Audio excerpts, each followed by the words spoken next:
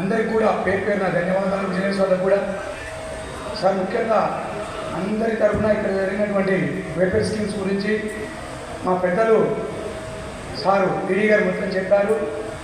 అదేవిధంగా మా కంటే ముందు వివరంగా శ్రీధర్ అన్ని విషయాలు కూడా పద్యంలాగా ఒక 15 నిమిషాలలో అన్ని విషయాలు చెప్పారు.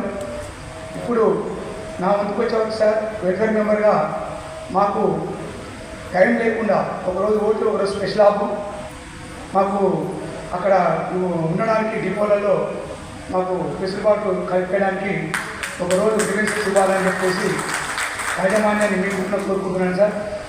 ముఖ్యంగా తండ్రి సమానమైనటువంటి మన సత్యనాథ సార్ ఉన్నప్పుడే గవర్నమెంట్లో విలీనమా పే స్కేలా ఏదైనా చేస్తారా చేయరా అనేది మీ మీదనే మా కుటుంబాలు ఆర్టీసీ సంస్థ తెలంగాణ రాష్ట్ర ప్రజలు కూడా ఆధారపడి మహాలక్ష్మిని మీరు చెప్పినట్టుగా ఏ స్కీమ్ ఇచ్చినా కూడా మేము ముందుండి కార్మికుల తరఫున వెల్ఫేర్ మెంబర్గా మాకు ఎటువంటి గ్రీవెన్సెస్ లేకుండా ఈ రోజు వరకు కూడా మేము ముందుండి అన్నీ చేస్తున్నామని చెప్పేసి తల ఉంచి నమస్కరిస్తూ మీకు మా వెల్ఫేర్ తరఫున చెప్తున్నాం సార్.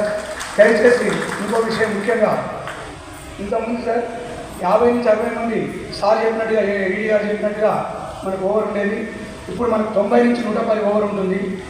బస్సు తనిఖీ చేసినప్పుడు 90 మందిలో కూడా ఒక టికెట్ ఓవర్ సైడ్ అయితే 300 నుంచి 500 రూపాయలు ఈఎఫ్టీ వేస్తూ కండక్టర్లకి కేసులు రాస్తున్నారు సార్. ఆ విధంగా చాలా ఇబ్బంది అవుతుంది సార్. డ్రైవర్లకి ఓవర్లోడ్ వల్ల ఇబ్బంది అవుతుంది. మీ దయ వల్ల మాకు అన్ని కొత్త బస్సులు రావడం వల్ల మా డ్రైవర్లకి ఇప్పుడు కొంత వెసులుబాటు జరిగిన మాట వాస్తవం సార్. మా మెకానిక్లకు కూడా ఇప్పుడు ఒక వెల్ఫేర్ మెంబర్ చెప్పినట్టుగా టూల్స్ గతంలో చాలా ఇబ్బంది ఉన్నాయి సార్. మా దగ్గర వెంకన్న సార్ ఇప్పుడు ఈడీ గారు పెద్దలు రాజసార్ మొత్తం నల్గొండ జిల్లా నుంచి వచ్చినటువంటి ఈడీ గారు ఉన్నారు ఇక్కడ. వాళ్ళందరూ కూడా మా నల్గొండ జిల్లా గురించి తెలుసు సార్. మాకు చాలా కొంచెం ఎందుకంటే ట్రైబల్ ఏరియా ఎక్కువ ఉంటుంది కొంచెం మాకు ఎక్కువ ప్రయాణికులు దాదాపుగా నల్గొండ జిల్లాలో ఉన్నటువంటి 57 మండలాల్లో ఒక 30 మండలాల ప్రయాణికులు ఒక దేవరకొండ డిపో నుంచే ప్రయాణం చేస్తారు సార్. ఎక్కువ మాకు ఎక్స్ప్రెస్లు మాకు ఉన్నాయి సార్. నల్గొండ జిల్లాలో మా దగ్గర నుంచే ప్రయాణం చేస్తారు. ఓవర్ మా కాడి నుంచే ఉంటుంది సార్.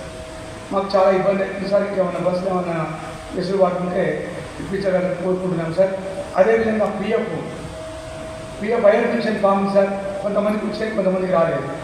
ఎందుకంటే ఎప్పుడు ఎవరు రిటైర్మెంట్ అయితే తెలియదు, ఎప్పుడు చచ్చిపోతారో తెలియదు, వాళ్ళ కుటుంబ సభ్యులకి ఎప్పుడు ఇబ్బంది అయితే తెలియదు. కాబట్టి ఏదున్నా ఇంకా సత్యనాథ సార్ టైంలోనే జరగాలనేది తెలంగాణ రాష్ట్ర ప్రజలు కోరుకుంటున్నటువంటి వాస్తవం సార్.